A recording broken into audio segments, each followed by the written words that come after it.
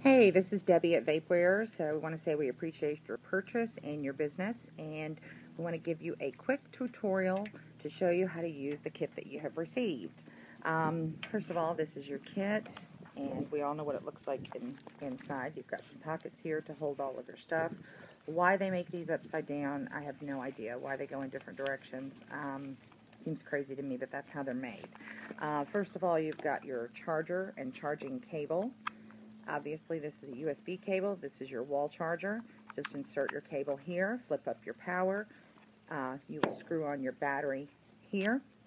One important thing you want to know about these batteries is never over tighten them. They have a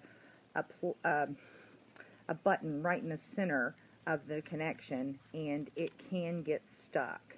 I've never had it happen, but that's how I was taught to use them, and that's how I'm sharing with you.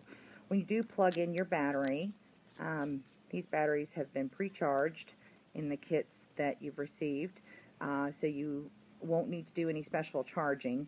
They may have drained a little bit in traveling in time and so on.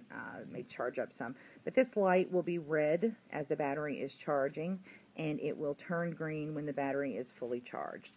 There's also some indicator lights here on the wall charger as well that don't really do much of anything but stay red and green. Okay, so that is your battery charging. To turn your battery on, you're going to push the button quickly 5 times.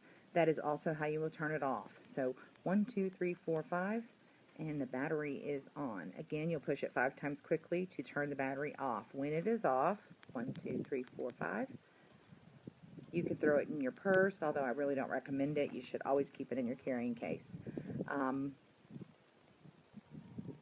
It will not fire when it is off. You can't do anything with buttons. So I have to, and I can push it 1, 2, 3. That's not going to do it. 1, 2, 3, 4, 5.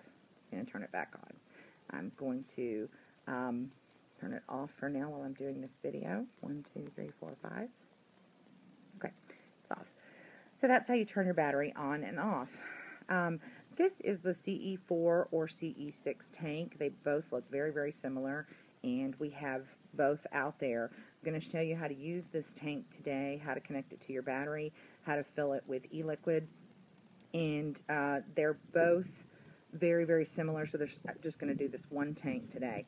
First, you can take off this protective mouthpiece, and you can unscrew the top, which is your drip tip, and we'll look at the parts of this. Put the battery aside. The parts, there's your drip tip. This is considered your tank. We're going to unscrew from the bottom. You have your tank. You have your heating core or atomizer core, and you have your wick and coil system, which is removable.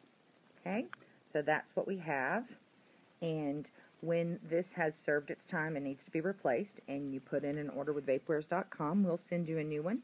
You'll disassemble your tank like this, and you will just slip a new one on, throw away your old one. You do not need to over tighten it. Always be aware on all parts of these little gaskets that are in here. You don't want to lose any of those. They help with the seal and with not over tightening. We're going to slide this up through the bottom. Turn it on. Again, you want to get it tight enough that it doesn't leak, but you don't need to over tighten it.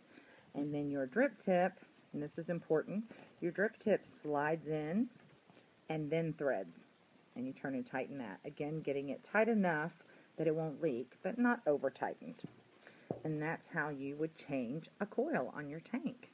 Now, to fill your tank, let's assume that this is the very first time and you're brand new. You're just going to need to take off your drip tip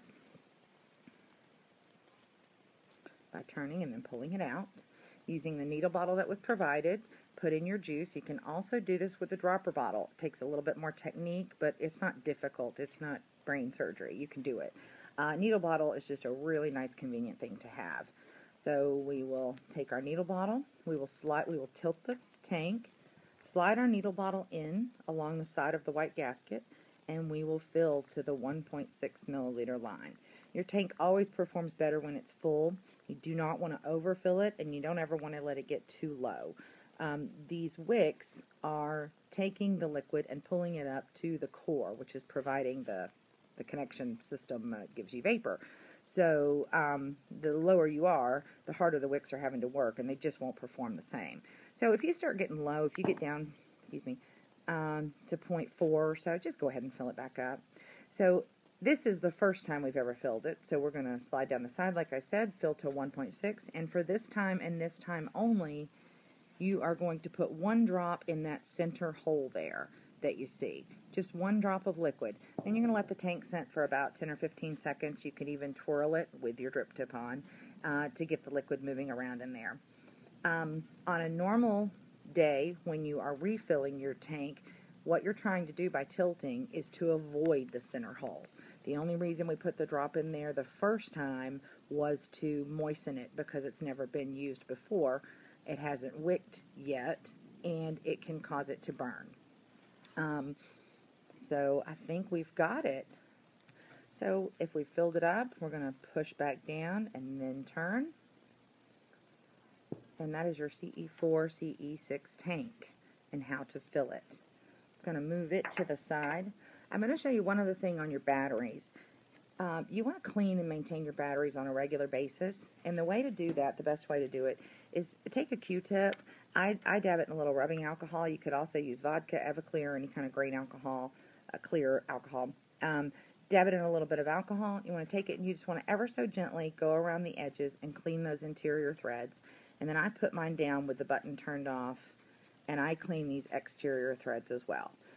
Just rub it around, maybe give it a little blowout, and it's ready to go. It's important to keep those clean, and it never hurts to do the same with your tank in here. So that's some just basic maintenance tips. That's just not going to stand up, is it? That's some basic maintenance tips, and I think that should answer your basic questions. Feel free to contact us at service@vapewares.com if you have any further questions.